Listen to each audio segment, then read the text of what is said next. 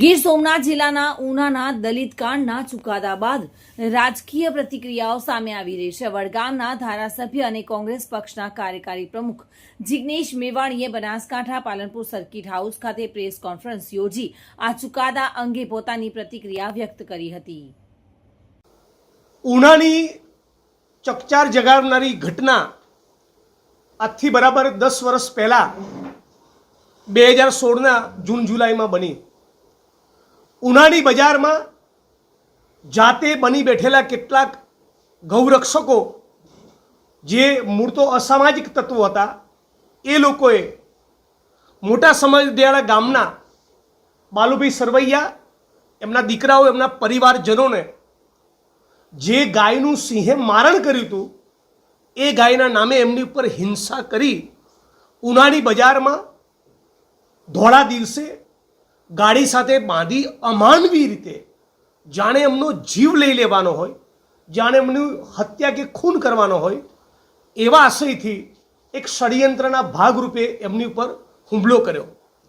એ Una કાંડનો, Una અત્યાચારનો video આખા સૌરાષ્ટ્રે, આખા ગુજરાતે, આખા દેશ અને દુનિયાએ જોયો.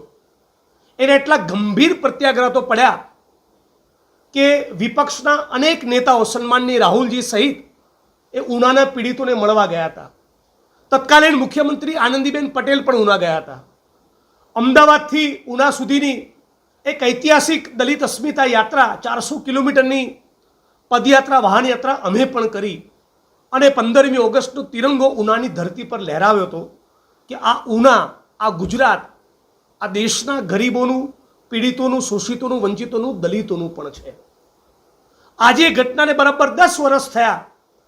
હમણાં 4 દિવસ પૂર્વે જ સમાજ કલ્યાણ વિભાગની બજેટમાં ભાગ લેતી વખતે મેં સરકારને સવાલ પૂછ્યો, સમાજ કલ્યાણ વિભાગના મંત્રીશ્રીને સવાલ પૂછ્યો કે આનંદીબેન પટેલે ઉના જઈને ઉનાળા પીડિતોને જે વચન આપ્યા હતા, ફાસ્ટ ટ્રેક કોર્ટમાં કેસ ચાલશે, પીડિત પરિવારોને સરકારી નોકરી મળશે, ખેતીની જમીન મળશે, આમાંના એક પણ વચનનું પાલન કર્યું છે?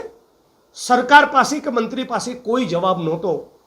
અને આજે એનો ચુકાદો આવ્યો છે અને 42માંથી 5ને બાદ કરતા 36-37 આરોપીઓને નિર્દોષ છોડી દેવામાં આવ્યા છે.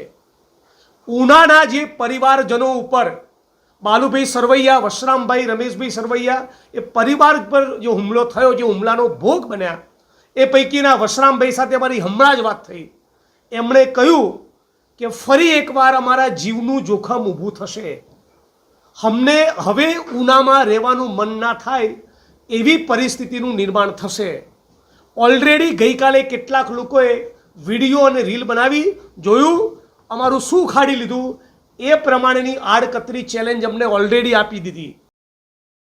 જોકે હાલ તો ગીર સોમનાથમાં ઉના દલિત કાંડના ચુકાદા બાદ વડગામના ધારાસભ્ય જિગ્નેશ મેવાણીએ સરકારને હાઈકોર્ટમાં નિર્ણય પડકારવાની માંગ કરી છે અને પીડિત પરિવારોને સુરક્ષા તથા સહાય આપવા માટે અપીલ પણ કરી છે. દિનેશ રાણા સાથે bureau report, today Gujarati news.